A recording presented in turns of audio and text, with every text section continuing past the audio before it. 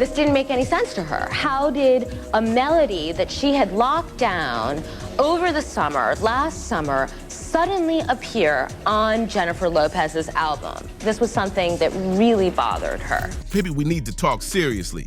You've probably heard the whispers about Beyonce and J.Lo allegedly pushing folks out of the game. But did they actually steal the spotlight that was supposed to shine on Mariah Carey? Not by accident, not by chance. We're talking full-on strategy, planned moves, and cold execution. Mariah says this tea is coming straight from her, allegedly. And trust, it's piping hot. So let's rewind for a sec. Back in the 90s, Mariah wasn't just big, she owned the industry, writing her own hits, producing albums, crafting her image, all while being a multiracial woman in an industry that barely gave women any real power, especially women of color. She was unstoppable. Glamorous, mysterious, genre-hopping, she was the original formula, period. And don't get it twisted, Beyoncé used to be a major Mariah fan. She didn't just look up to her, she worshipped her. B literally said Mariah was the reason she started singing. Not Whitney, not Aretha, Mariah. There's old footage where young Beyoncé is basically starstruck, praising Mariah's insane vocal range and God-given talent. She was obsessed. She even said vision of love changed her life. That ain't small talk, that's deep inspiration. But then something flipped. Those shout-outs, that admiration, all vanished, just like that. Suddenly, people started whispering that Beyoncé thought she'd outgrown Mariah, like she no longer needed to give her flowers. Now let's be real. Mariah's legacy, legendary, but still underrated. The media often boxes her in as the sparkly diva who shows up every December in heels serving vocals and Christmas magic. She's the vocal queen, no doubt, but she doesn't always get the critical respect that someone like MJ or Prince gets. Have you heard Beyonce Drunk in Love? I don't know that. I love Beyonce, but I have not. Mariah just flew in from her own planet, I'm telling you. This is Mariah's. My own planet? Yes. I did. Yes, absolutely. And I don't. Meanwhile, Beyonce is aiming for a legacy like that. Not just music, but culture, visuals, and global impact, the whole package. So maybe, just maybe, Beyonce didn't see Mariah as fitting that mold anymore. Maybe she saw her as someone who clashed with the vision she was trying to build. That's what some people say. But here's where things get real shady. There are claims that it wasn't just Beyonce's talent that lifted her to the top. Allegedly, she and her husband used their industry power to pull some strings behind the scenes. And while Beyonce was rising, Mariah's career started hitting bumps. Coincidence? Some say no way. It's not about throwing blame. It's about asking the tough questions. Could it be that Mariah's spotlight was dimmed so someone else's could shine brighter? Allegedly, of course, but if true, that's next level ruthless. So check this out. Word on the street is, that's just how the industry moves. If you're down to kiss the right behinds, the doors fly open for you, even if someone way more talented ends up getting pushed to the side. And that's someone, Mariah Carey, no doubt. And now we gotta talk about the other big player in this mess, Jennifer Lopez. Look, J.Lo's stunning, knows how to work a stage, and for sure has star power.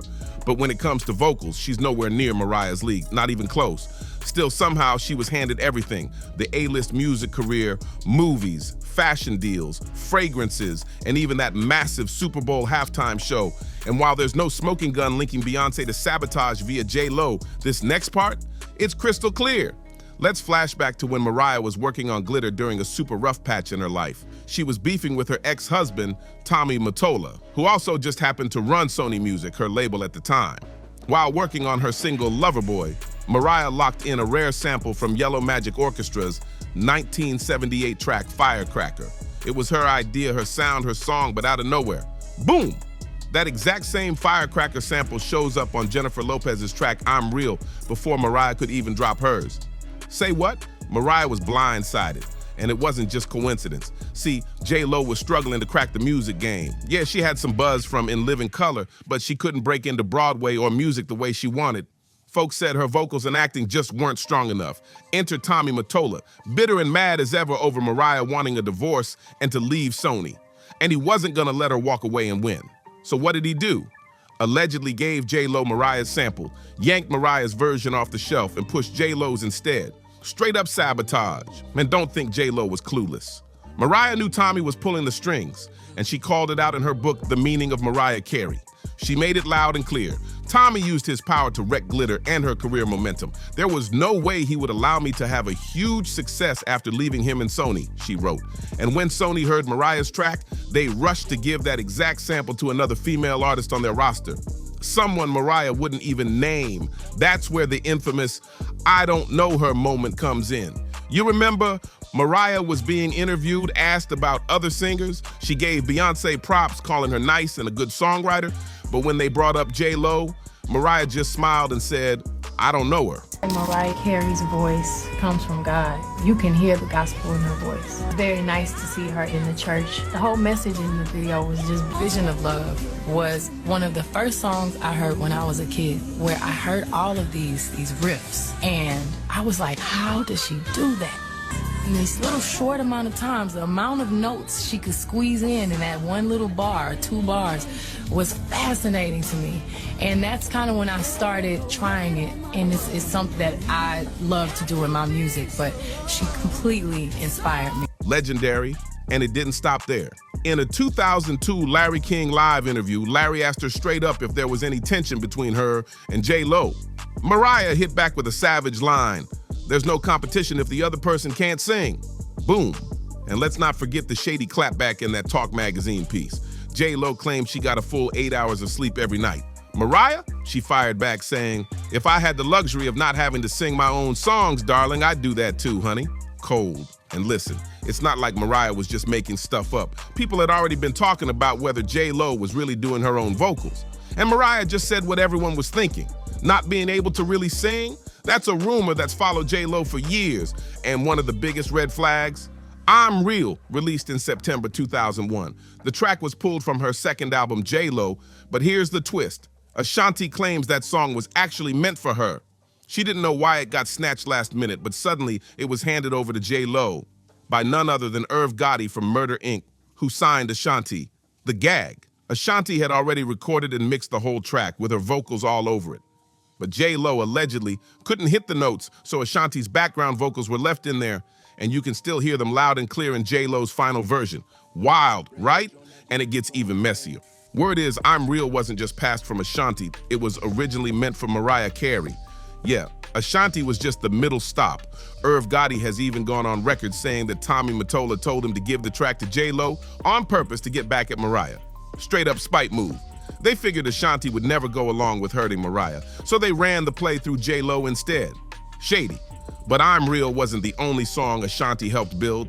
Did you know she also wrote and sang on Ain't It Funny? She penned the lyrics, laid down the chorus, threw in some ad-libs, and J.Lo just had to walk into the studio and lay a few soft vocals over it. That's it. All the heavy lifting, Ashanti did it. And guess what? J.Lo almost snatched another one.